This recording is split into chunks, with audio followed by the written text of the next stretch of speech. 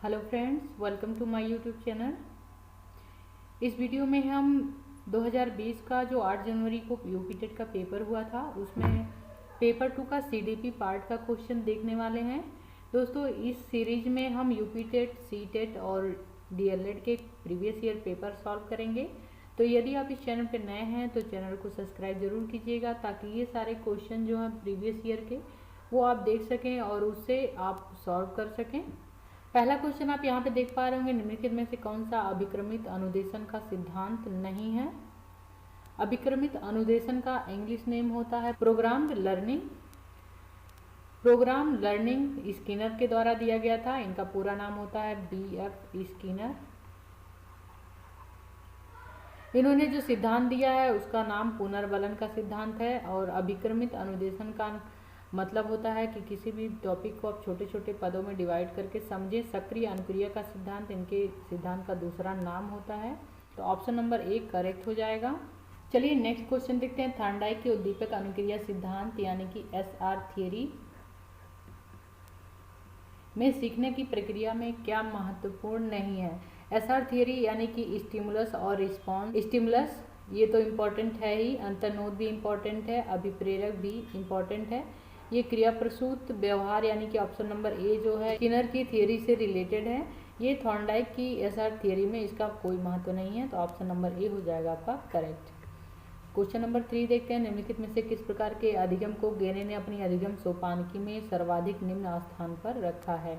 Robert गेने ने अधिगम के 8 स्टेज दिए हुए हैं जिनको हम देखते हैं अगली स्लाइड में। यहाँ पे आप देख पा रहे होंगे रॉबर्ट गेने ने जो 8 स्टेज दिए हुए हैं लर्निंग के, कि इन्होंने जो सीक्वेंस अरेंज किया है वो पहले जो पढ़ेगा वो सबसे इजी है और लास्ट में जो पढ़ेगा वो सबसे टफ है, यानी कि संकेत अधिगम। इस तरह इन्होंने संकेत अधिगम को काफ़ी लो स्थान पे रखा हुआ क्योंकि ये सबसे इजी है और जो सबसे टफ वाला स्टेज है उसे सबसे उच्च स्थान पर रखा है। तो आप इस तरीके से क्वेश्चन यहाँ पे ऑप्शन सेलेक्ट कर सकते हैं कि निम्नलिखित में से किस प्रकार के अधिगम को गेने ने अधिगम सोपानकी में सर्वाधिक निम्न स्थान पर रखा है। तो इसका ऑप्शन नंबर सी हो जाएगा करेक्ट आंसर। शिक्षण के दौरान आवाज में उतार चढ़ाव उदाहरण है। तो ऑप्शन नंबर ए उद्दीपन परिवर्तन कौशल, बी समापन कौशल, पुनर्बलन कौशल, प्रस्तावना कौशल।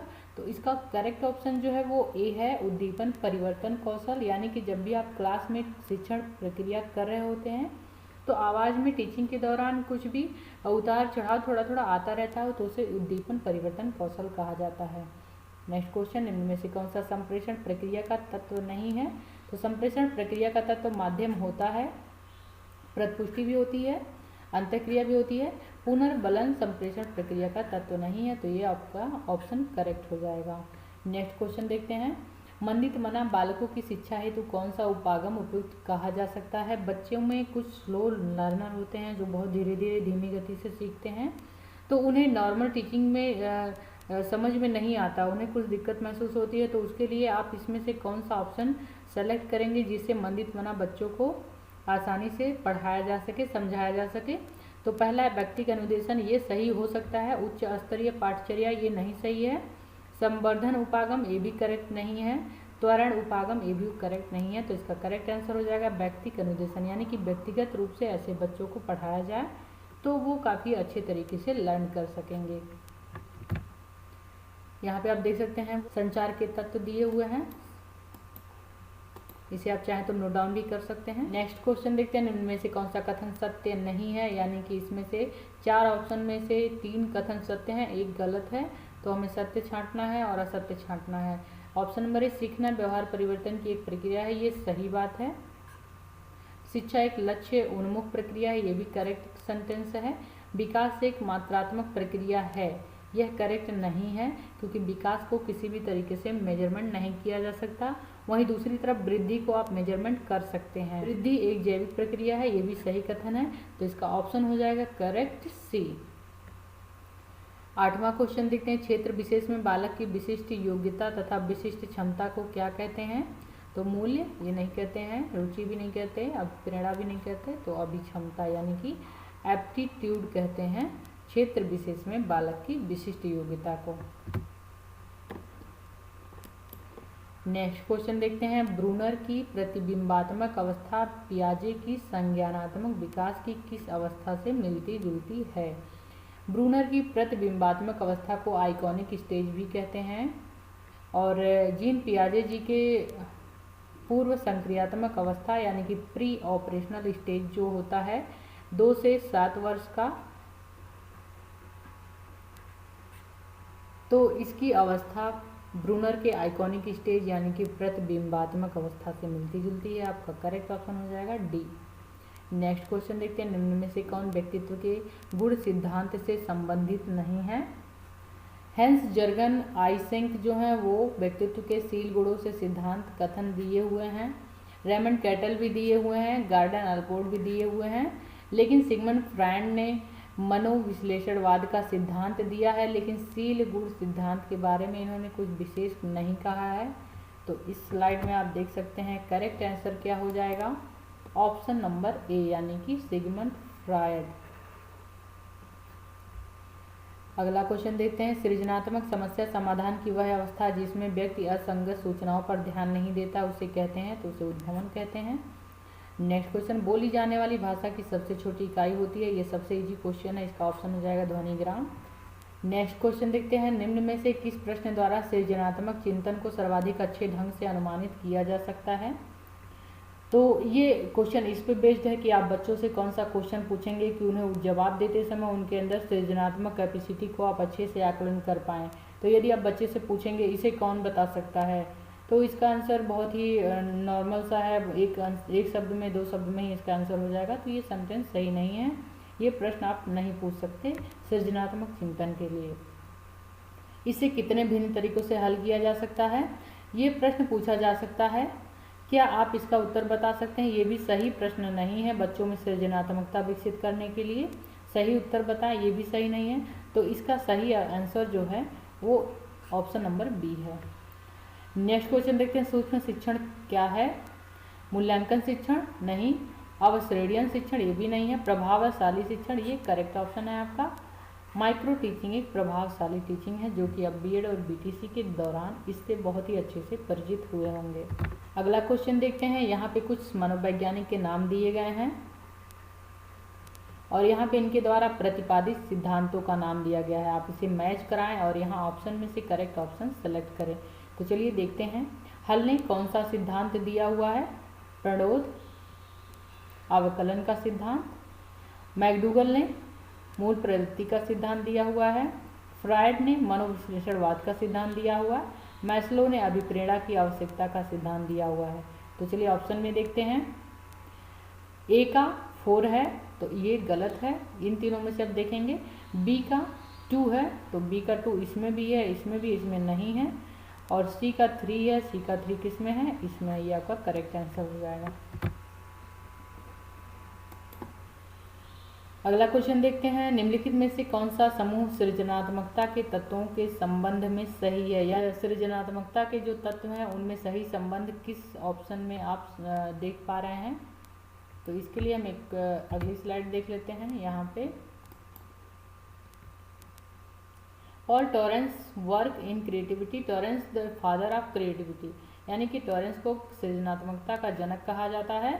इन्होंने सृजनात्मकता के तत्व को एक सीक्वेंस में अरेंज किया है, जिसमें पहला है फ्लुएंसी प्रवाह, दूसरा है फ्लेक्सिबिलिटी यानी कि विचारों की विविधता वैरायटी ऑफ आइडियाज, तीसरा है मौलिकता यानी कि ओरिजिनलिटी, और चौथा है विस्तार यानी कि एलाबोरेशन। तो यहाँ पे आप सीक्वेंस अच्छे से समझ गए होंगे। तो चलिए क्वेश्चन में देखते हैं कि कौन सा ऑप्शन करेक्ट है। तो इसमें ऑप्शन नंबर डी करेक्ट है।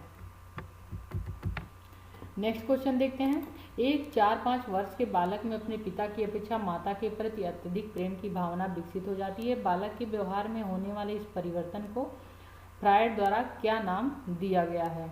बॉय में माता के प्रति लगाव हो रहा है तो उसे ओडिपस कॉम्प्लेक्स कहा जाता है। गर्ल में पिता के प्रति जो प्रेम लगाव हो रहा है उसे इलेक्ट्रा कॉम्प्लेक्स कहते हैं। तो आई होप ये क्लियर हो गया होगा। ओडिपस बालकों में होता है माता के प्रति। निम्नलिखित में से कौन सा नियम थॉर्नडाइक के सीखने के गौण नियमों में शामिल नहीं है? थॉर्नडाइक ने 2 तरह के नियम दिए हुए हैं, मुख्य नियम और गौण नियम। मुख्य नियमों में इन्होंने 3 तरह के नियम दिए हैं और गौण में 5 दिए हैं। तो गौण में 5 में से आप सादृश्यता का नियम है, आंशिक क्रिया का नियम भी है और डी में बहु प्रतिक्रिया का नियम भी है, और जो नहीं है वो है क्रिया प्रतिक्रिया का नियम। इसलिए इस क्वेश्चन का सही आंसर हो जाएगा option number B. Next question, scooter चलाने वाले व्यक्ति द्वारा कार चलाना सीखते समय उसके पूर्व अनुभवों का सहायक होना किस प्रकार के अधिगम अंतरण का उदाहरण है? तो ये ऑप्शन नंबर सी करेक्ट हो जाएगा, क्योंकि स्कूटर जब आप चलाना सीख रहे हैं तो इसमें आप कुछ चीज़ें ऐसी सीखते हैं जिनका प्रयोग आप कार चलाते समय करते हैं, यानी कि ये वाला ज्ञान आपको कार चलाते समय काफ़ी कुछ मदद करता है। तो इसे हम कहते हैं ऊर्ध्व अंतरण। यहाँ पे थॉर्नडाइक का नियम जो दिया गया था गौण नियमों में जो 5 हैं, मनोवृत्ति का नियम, बहुगुण क्रिया का नियम, आंशिक क्रिया का नियम, अनुरूपता, संबंधित परिवर्तन का नियम, और मुख्य नियमों में है तत्परता का नियम, अभ्यास का नियम, प्रभाव का नियम। ये आपके मुख्य नियम हैं थॉर्नडाइक के।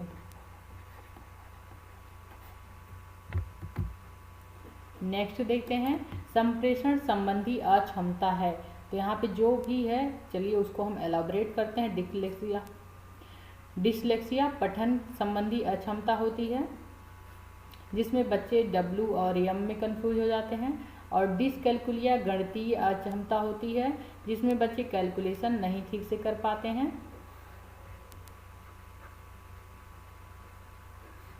डिस्ग्राफिया लेखन संबंधी अक्षमता होती है जिसमें बच्चों को लिखने में काफ़ी समस्या आती है। तो अब हमारे पास ऑप्शन नंबर ए बच रहा है और जो कि है संप्रेषण संबंधी अक्षमता। करेक्ट आंसर आपका हो जाएगा डिस्फेजिया। नेक्स्ट क्वेश्चन देखते हैं, निम्न में से कौन सी शिक्षण विधि प्रजातांत्रिक नहीं है? प्रजातांत्रिक वो होती है जो बाल केंद्रित होती है, और जो शिक्षण केंद्रित विधियां होती हैं, शिक्षक केंद्रित विधियां होती हैं, वो प्रजातांत्रिक नहीं होती हैं। तो प्रोजेक्ट विधि जो है ये बाल केंद्रित विधि है, यानी कि प्रजातांत्रिक है। सामूहिक परिचर्चा विधि भी है, सहभागी विधि भी है। व्याख्यान विधि एक शिक्षक केंद्रित विधि होता है जो कि प्रजातांत्रिक नहीं होता है, इसमें बच्चों की बहुत ज़्यादा सहभागिता नहीं होती है। तो आपका करेक्ट आंसर हो जाएगा ऑप्शन नंबर सी, व्याख्यान विधि। नेक्स्ट क्वेश्चन देखते हैं, शैक्षिक उद्देश्यों के ब्लूम के वर्गीकरण के भावात्मक पक्ष में से निम्न में से कौन सा स्तर संबंधित नहीं है? तो देख लेते हैं पहले हम अगली स्लाइड। यहाँ पे ब्लूम ने 3 तरह के डोमेन दिए हुए हैं, संज्ञानात्मक लर्निंग, भावनात्मक लर्निंग और साइकोमोटर लर्निंग। जो क्वेश्चन हमने प्रीवियस देखा है वो भावनात्मक डोमेन से है। यहाँ आग्रहण, अनुक्रिया, आकलन, व्यवस्थापन, मूल्य प्रणाली का चरित्रीकरण भावनात्मक डोमेन का पार्ट है। तो अब हम यहाँ इजीली सॉल्व कर सकते हैं कि व्यवस्थापन भावनात्मक पक्ष का पार्ट है, आग्रहण भी है और अनुक्रिया भी है। कौन सा नहीं है वो है ज्ञान, ये संज्ञानात्मक पक्ष का पार्ट है। तो करेक्ट आंसर हो जाएगा बी। नेक्स्ट क्वेश्चन देखते हैं, निम्न में से कौन सा शिक्षण अधिगम का स्तर नहीं है? परावर्ती स्तर ये है, स्मृति स्तर भी है, अभिप्रेरणा स्तर ये नहीं है, ये आपका आंसर हो जाएगा इस क्वेश्चन का। और अवबोध स्तर भी शिक्षण का स्तर होता है।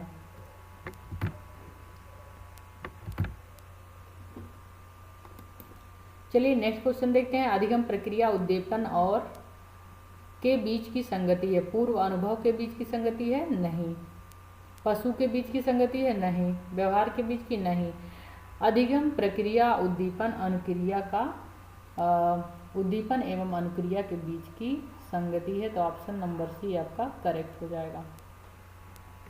अगला क्वेश्चन देखते हैं, निम्न में से कौन सी शिक्षण विधि प्रगतिवादी सिद्धांतों पर आधारित है? तो इसमें देख लेते हैं, आगमन विधि ये नहीं है, प्रश्नोत्तर विधि ये भी नहीं है, निगमन विधि ये भी नहीं है।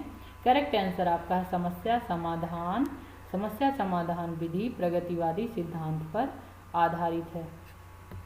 नेक्स्ट क्वेश्चन देखते हैं, निम्नलिखित में से कौन सा समस्या समाधान में बाधक नहीं है? तो बी ऑप्शन देखिए, नकारात्मक मानसिक वृत्ति ये तो बाधक होती है समस्या समाधान में। चिंता भी बाधक होती है, भगनाशा भी बाधक होती है, और सूझ जो है ये समस्या समाधान में हेल्प करता है, ये बाधक नहीं होता। करेक्ट आंसर जो हो जाएगा ए। निम्न में से कौन सा एक संवेग है? तो उद्दीपक संवेग नहीं है, ध्यान भी संवेग नहीं है, आमोद एक संवेग है, ये आपका आंसर हो जाएगा। और डी भी संवेग नहीं है। नेक्स्ट क्वेश्चन देखते हैं।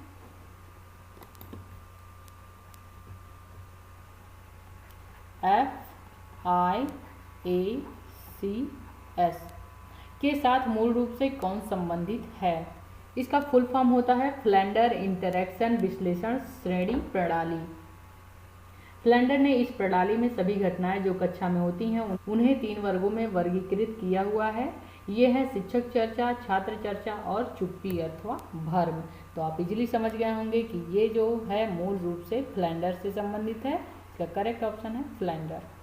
नेक्स्ट क्वेश्चन, निम्न कथनों में से कौन सा प्रश्न कौशल के लिए सही नहीं है? तो पहला जो ऑप्शन है प्रश्न पूछने में उत्साहवर्धक तरीकों का प्रयोग करना, ये तो प्रश्न कौशल के लिए बहुत ही जरूरी होता है, ये सही है। सुनने में संवेदनशीलता विकसित करना, ये भी सही है। हाँ और ना उत्तर वाले प्रश्नों की संख्या बढ़ाना, ये करेक्ट नहीं है। प्रश्नों को प्रोत्साहन देना, ये भी करेक्ट है। तो आपका ऑप्शन इसमें सी करेक्ट हो जाएगा। नेक्स्ट क्वेश्चन देखते हैं। निम्न में से कौन सा व्यक्तित्व मापन की प्रक्षेपी तकनीकी है? प्रक्षेपी तकनीकी का मतलब कि आप मात्र देखकर ही बता सकते हैं, व्यक्तित्व मापन कर सकते हैं। तो साक्षात्कार में सिर्फ देख करके साक्षात्कार नहीं हो पाता है, तो ये गलत ऑप्शन हो जाएगा। अवलोकन ये हो सकता है आंसर। निर्धारण मापनी, ये भी मात्र देख करके नहीं मापा जा सकता, तो ये भी नहीं है। प्रासंगिक अंतर्बोध परीक्षण, ये भी नहीं है। तो अवलोकन एक ऐसा ऑप्शन है जिसमें आप देख करके अवलोकन करके व्यक्तित्व का मापन कर सकते हैं। तो दोस्तों ये सीरीज आपको कैसी लगी कमेंट बॉक्स में लिख के जरूर बताइएगा। चैनल पे नए हैं तो चैनल को सब्सक्राइब जरूर करिएगा। Thanks for watching this video.